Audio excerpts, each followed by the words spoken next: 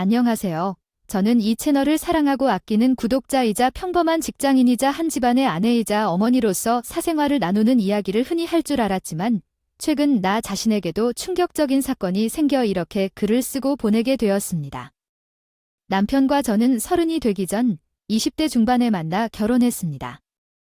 오랜 연애 끝에 우리는 서로의 성향을 정확히 알고 있어서 싸우는 날은 없었고 오히려 사랑이 깊어져 아이가 생겼습니다. 그러나 딸을 낳게 되자 남편은 기쁘게 생각했지만 시부모님과 시누이가 더 크게 기뻤습니다. 남자 아이를 원하는 시부모님의 의견을 걱정했지만 시댁 가족들이 제 딸을 행복하게 생각하는 것을 보니 진심으로 감사하고 행복했습니다.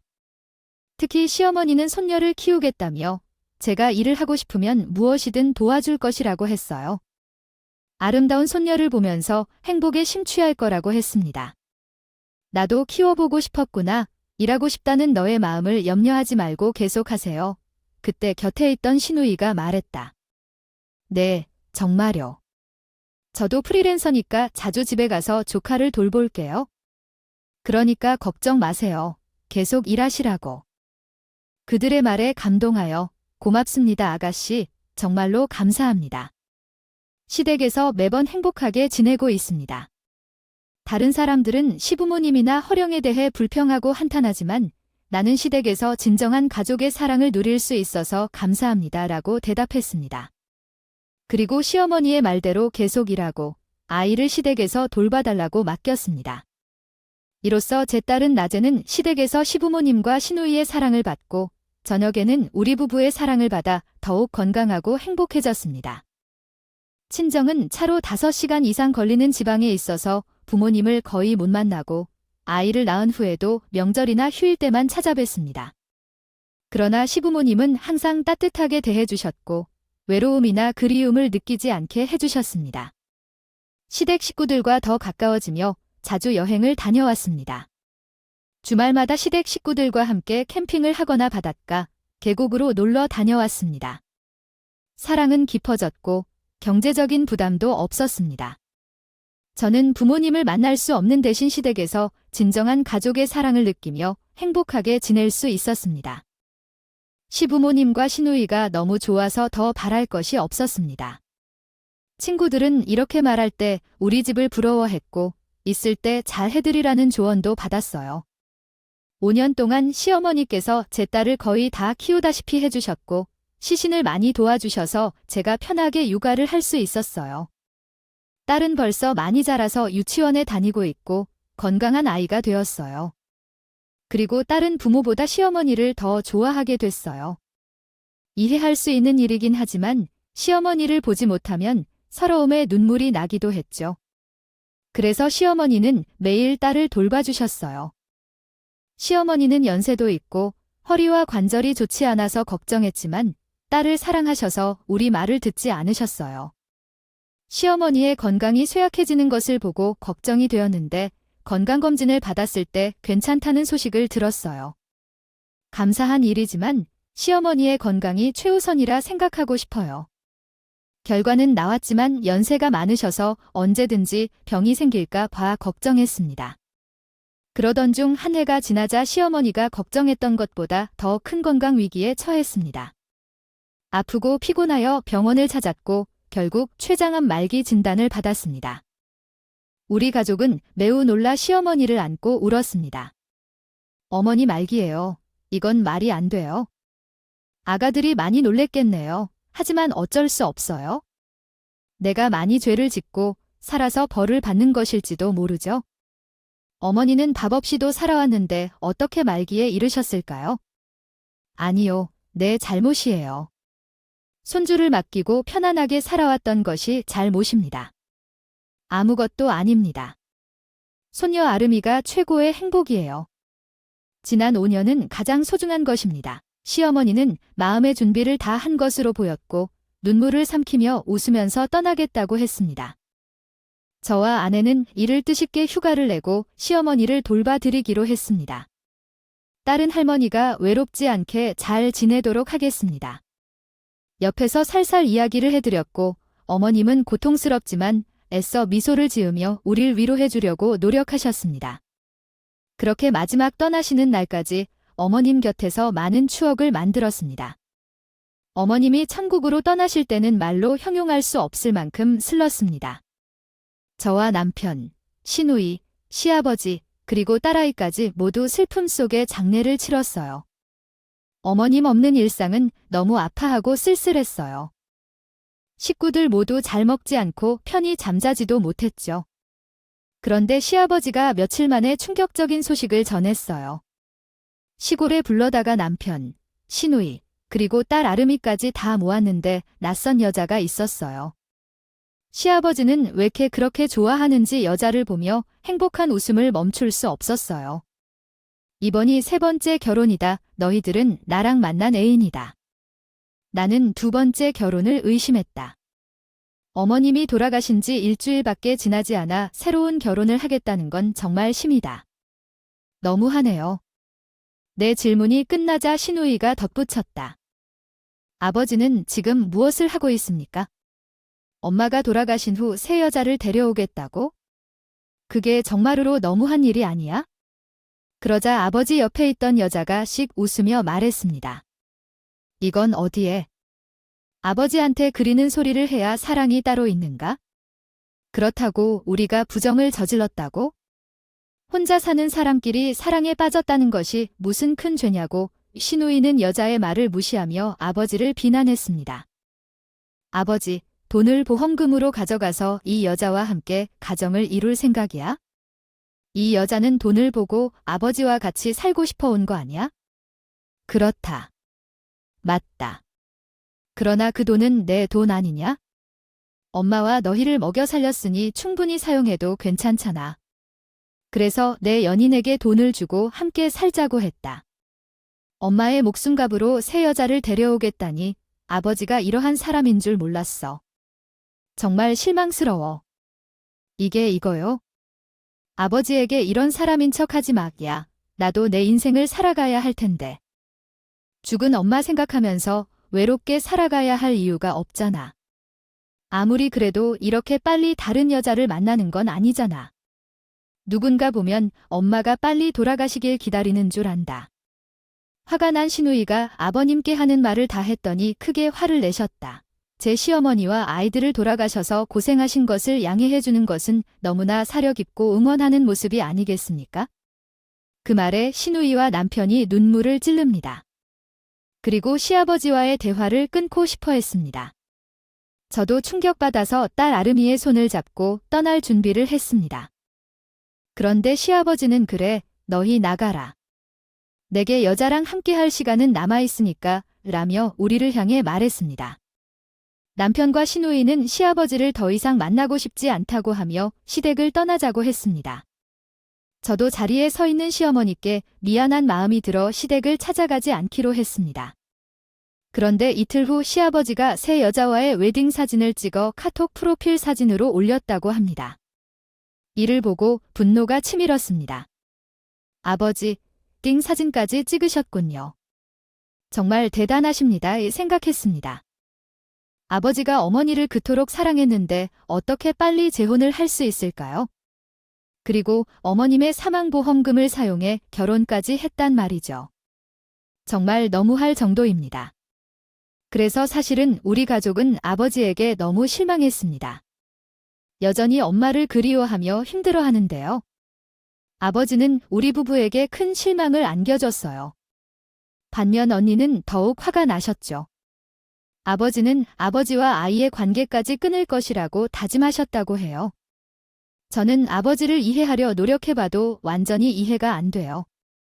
엄마가 돌아가시고 일주일 만에 새 가정을 만드시는 것도 정말 화나는 일이에요.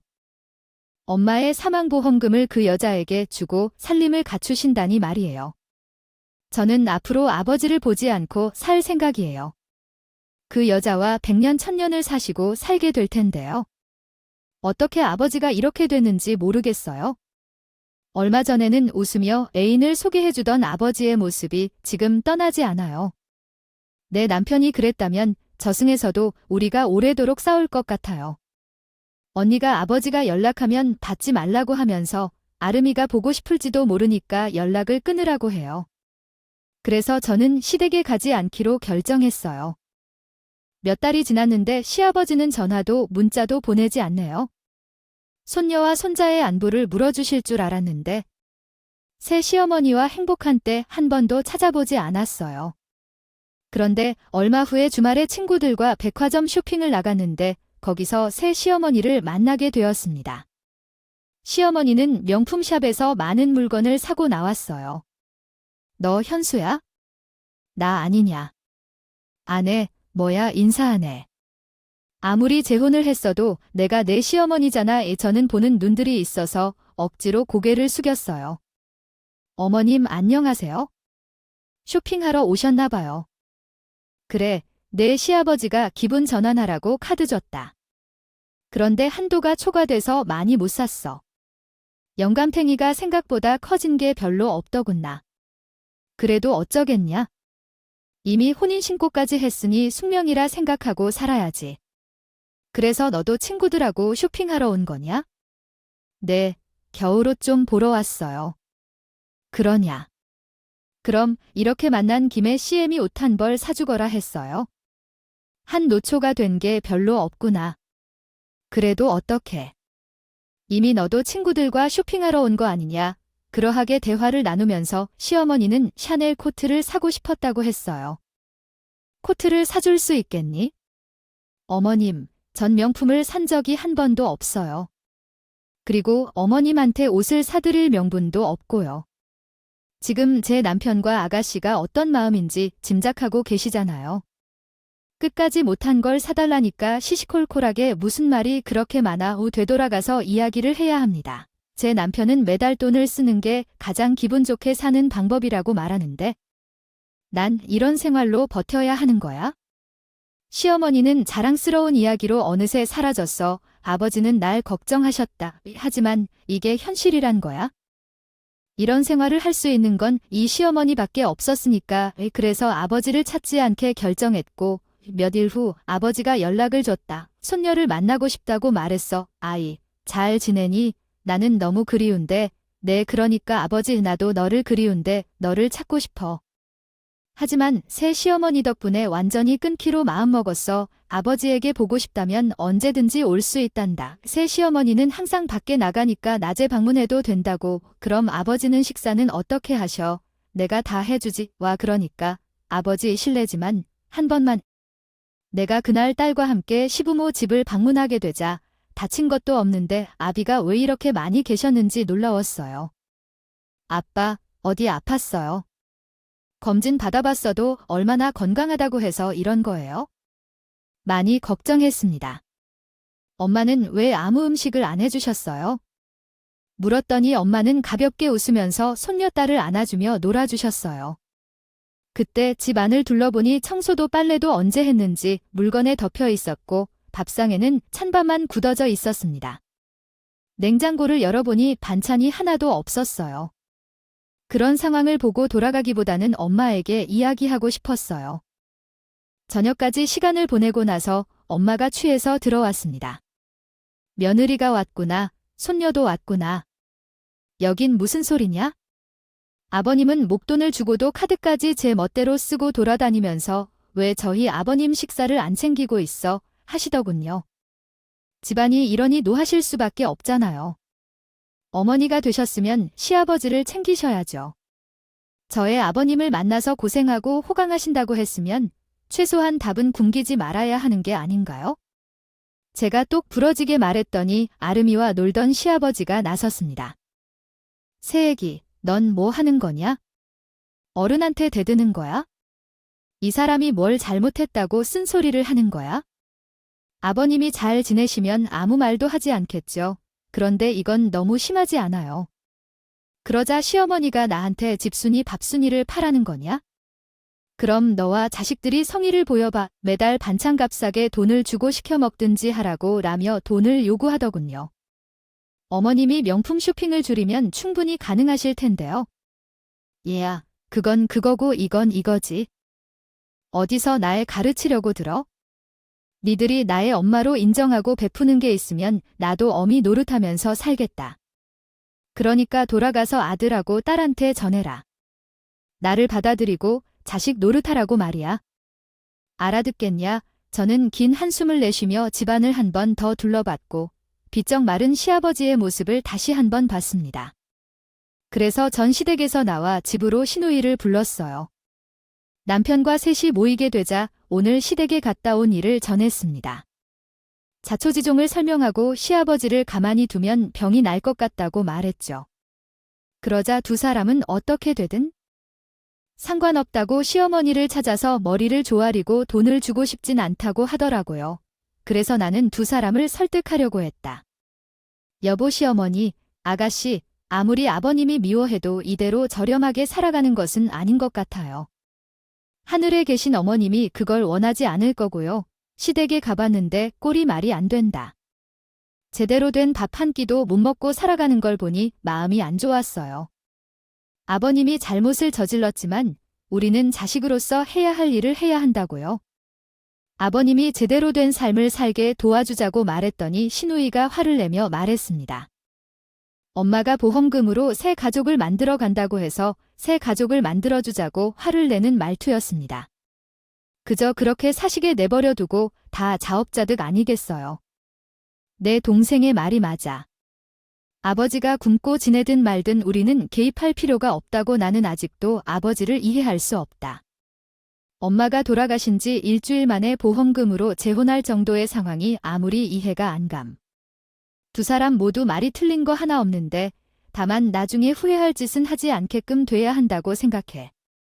사실 나도 크게 마음에 들진 않았지만 제가 하는 말이 옳은 일이라고 믿어. 그 두 사람은 계속해서 설득을 했어요. 잠시 생각이 바뀐 것 같아서 함께 시부모님을 만나보자고 제안했어요. 그래서 모두 함께 시댁을 찾았어요. 다음 날 시댁에 도착하니 시누이와 그녀의 남편은 집안 상황을 보고 크게 놀라고 시아버지의 마른 몸을 보며 마음이 아팠어요. 시누이가 화를 내며 말했어요. 아빠, 이게 뭐야? 재혼했으면 잘 살아야지. 피죽도 못 얻어먹는 것처럼. 왜 이렇게 말랐어? 다이어트 한 거니까 걱정하지 마라. 시끄럽고 음식이 없는 냉장고를 보니 너무 서운해했어요.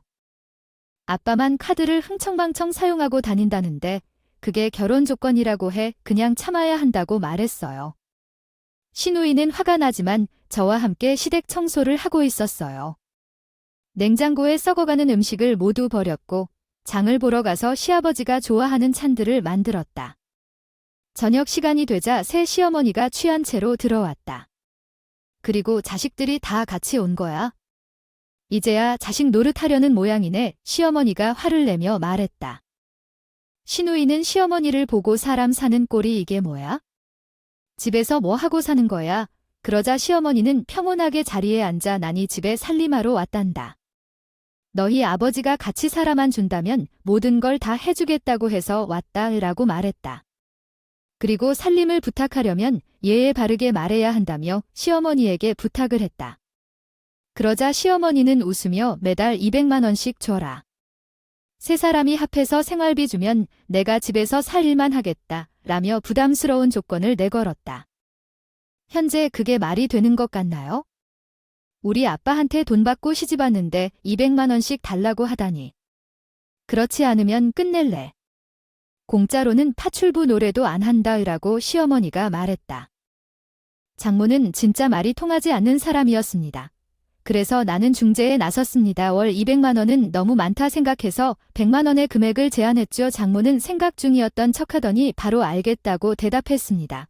좋아, 월 100만 원만 줄게. 살림을 해야겠지. 그리고 너희들 말이야. 날 엄마로 부르도록 해. 어렵지 않게 거기에요라고 호칭하지 않고 제대로 어머니라고 불러라. 우리 셋은 머리를 끄덕여 알겠다고 대답했습니다. 남편과 시누이는 계속해서 불만스러운 표정이었지만 억지로 어머니라고 하며 시아버지를 잘 챙겨달라고 고개를 숙였습니다. 그래서 문제가 해결된 것 같아서 시댁을 떠나게 되었고 시아버지께 돈을 제공해 시어머니에게 100만 원을 입금했죠. 그때부터 나와 시누이는 일주일에 한 번 정도 시댁을 방문해 시아버지가 잘 지내는지 확인했습니다. 반찬도 챙겨가며 들렀습니다. 다행히도 시어머니가 생활비를 받은 이후에는 시아버지를 잘 챙기고 있는 것 같았습니다. 한 달이 지난 후 아버지가 뚱뚱해진 것을 보고 안심했습니다. 그렇게 시아버지와 거리를 두려 했던 마음을 비워둔 남편과 시누이는 시어머니를 감시하려 자주 시댁을 갔습니다. 나는 제 판단이 옳았다고 생각하며 평범한 생활을 계속했습니다. 그런데 몇 달 후.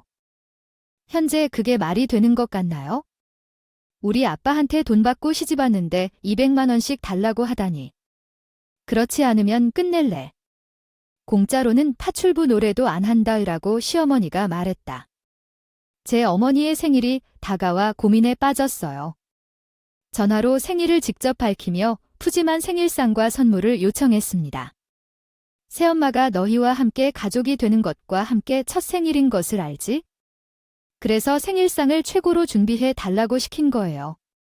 새엄마가 일단 생신을 축하했고 생일상을 제대로 차리기 위해 연락을 취할 것이라고 말했습니다. 그래서 성의를 다해 준비하라고 했어요.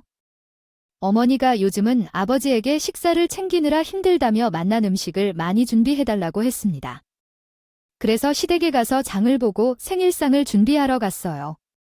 시어머니는 생일에 동네 친구들과 놀다가 저녁에 들어올 것이라고 해서 자리에 없었습니다. 그래서 불고기, 갈비찜, 잡채 등 여러 음식을 만들어 놓았고 생일상을 차렸어요. 어머니가 음식을 보자마자 기쁜 모습을 보여주셨어요. 너무 맛있어 보여. 자식들이 있으니까 이렇게 행복하게 호강할 수 있는구나 라며 말했어요. 자, 이제 생일 파티를 시작해볼까? 어머님 생신을 축하드립니다. 바로 파티를 시작하죠. 아가씨, 이 케이크에 초를 꽂아주세요. 초에 불을 붙이고 생일 축하 노래를 불러봅시다.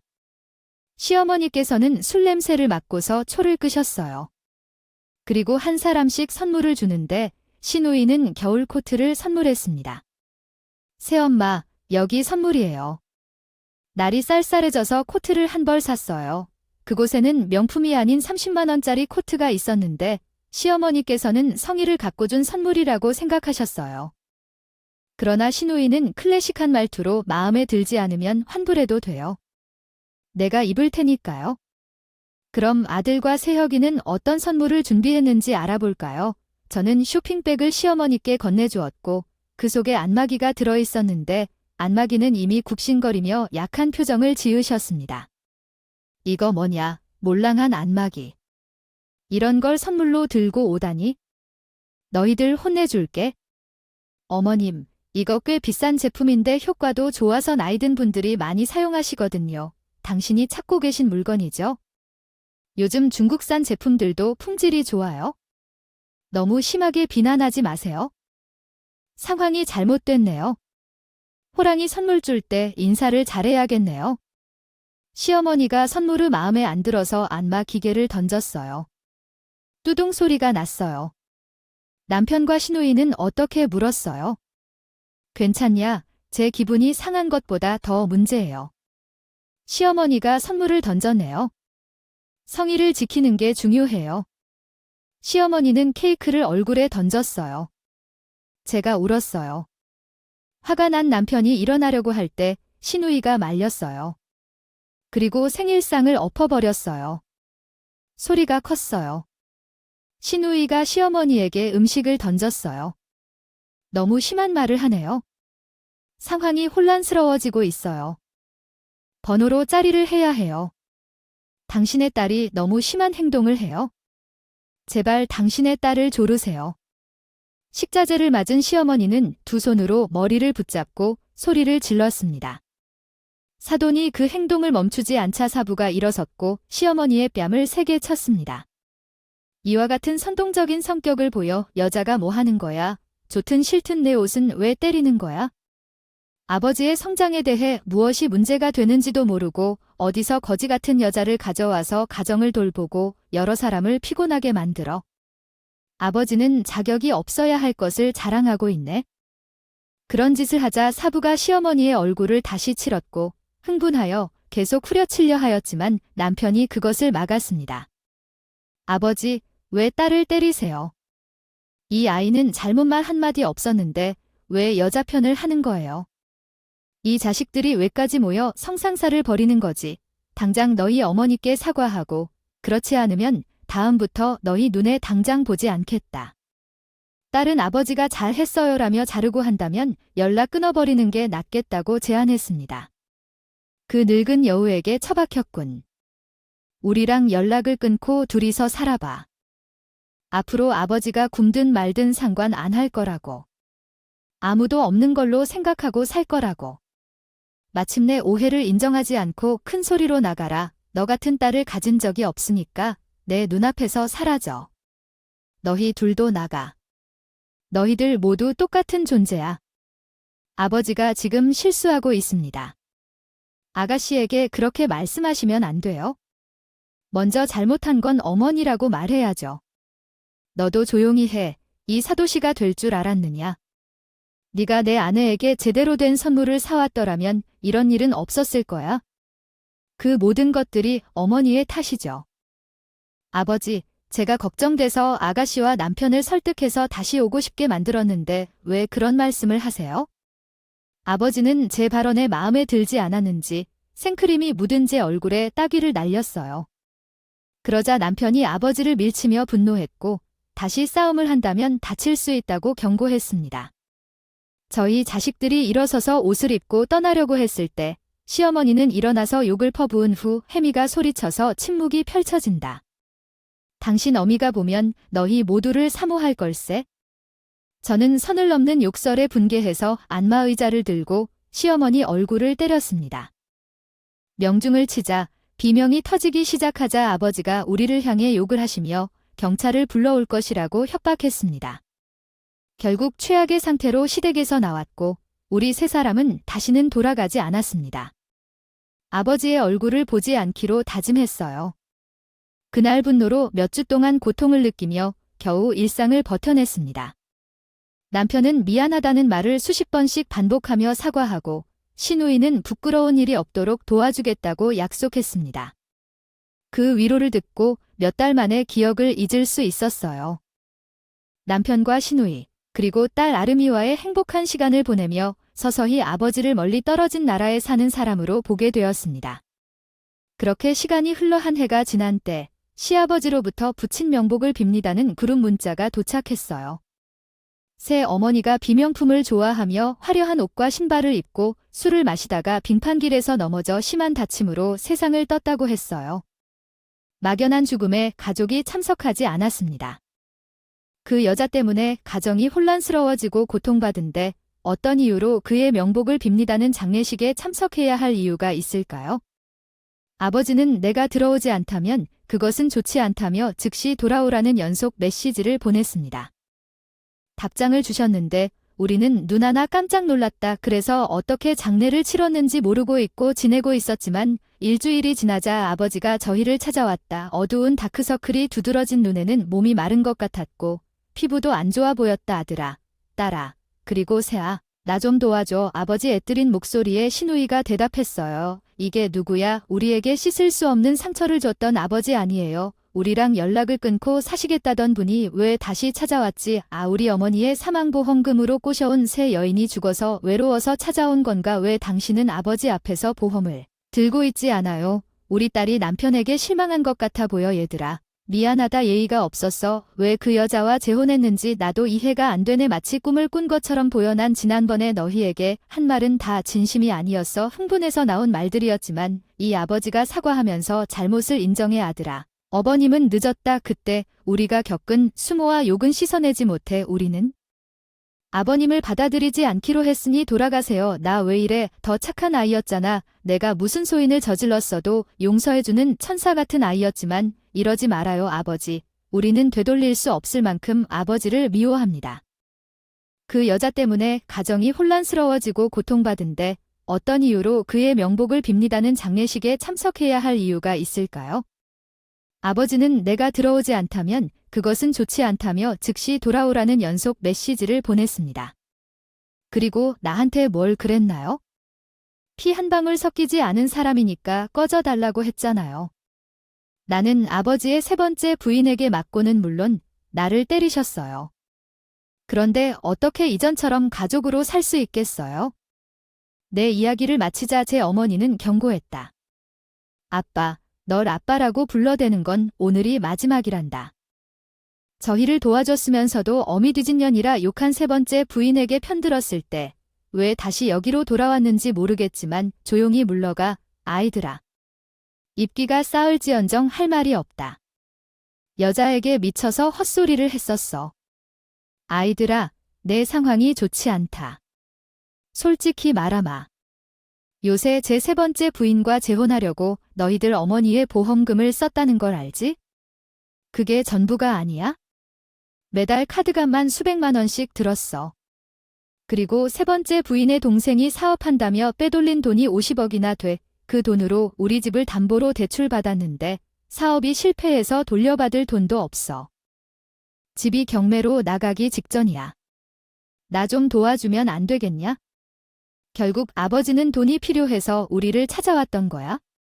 나의 남편과 나는 얼굴을 찡그리고 당황했고 시어머니는 킥킥 웃기 시작했습니다.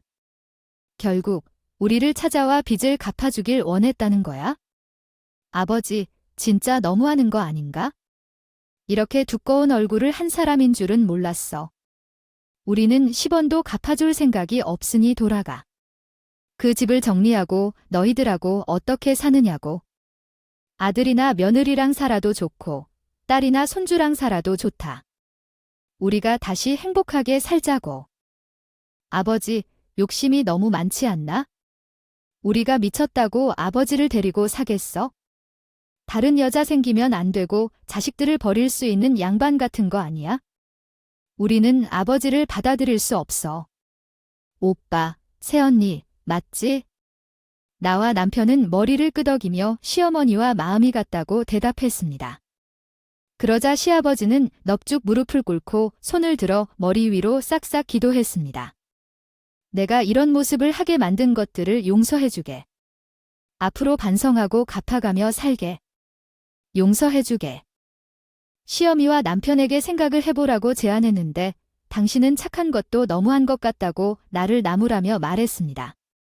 정도면 착한 것이 아니라 바보 같은 것이라고. 예전에 새 마누라에게 밥을 먹지 못하고 살 때도 우리는 모른 척하려고 했는데 당신이 설득해서 간 것이잖아. 그때도 모진 꼴을 당했으면서 또 아버지를 받아주는 건 말도 안 되는 일이야. 당신은 잠잠히 계셔. 맞아요. 새언니, 우리는 아빠와 완벽하게 관계를 끊고 살 거예요. 납골당에 있는 엄마에게도 그렇게 말하고 왔다고 해요. 그 말을 듣고 제가 어리석고 바보 같은 사람이라는 걸 깨닫고 가만히 있었습니다. 남편과 시어머니가 시아버지에게 쓴소리를 하고 돌려보내려고 하자 시아버지의 본색이 드러났어요. 빌어도 안 되겠다 싶었는지 벌써 일어나서 남편에게 손질검을 하려고 했습니다. 그를 피하고 제압했습니다. 이 똥통에 처박아 죽일 것들아. 너희들이 나를 버린다고 하면 내가 겁이라도 먹고 질질 짤 줄 알았냐. 더럽고 치사해서 니들도 안 받는다 이거나. 남편은 시아버지의 팔을 놓아주며 밀어냈습니다. 아버지는 원래 이런 사람이었나요? 아니면 변한 건가요? 아니, 이젠 그건 중요하지 않아요. 우리한테는 이제 아버지라는 존재는 없으니까 그만 돌아가셔서 돈 많은 여자를 구해서 살림을 차리든 길거리에서 방황하든지 알아서 해주세요. 아나. 떡이다이 어미 뒤진 것들아. 나중에 후회하고 찾아와도 내가 너희들 받아줄 일은 없을 줄 알아라. 아버지께서 그렇게 말씀하시고 자리를 떠나셨다. 이후 아버지의 소식을 들었는데 보증금 없는 조그마한 방에서 살고 있다고 하더군요. 자식들이 있어서 기초수급자 신청이 되지 않아 국가 지원금마저 받지 못하고 있다. 돼지와 고물을 주워가며 입맛에 맞춰 살아가고 있다. 마음이 아파 찾아가고 싶었지만 결심하여 결코 찾지 않기로 했다. 고생하며 살아가시는 아버지가 마음 아프지만 할 수 없어. 법칙은 뿌린 대로 거두는 법이니 벌을 당하며 살길 바랄 뿐이다. 내 이야기는 여기까지. 여러분이 제 상황이라면 어떻게 하실 건가요? 의견을 댓글로 남겨주시면 감사하겠습니다. 모두 가정이 평안하길 바랍니다. 안녕히 계세요.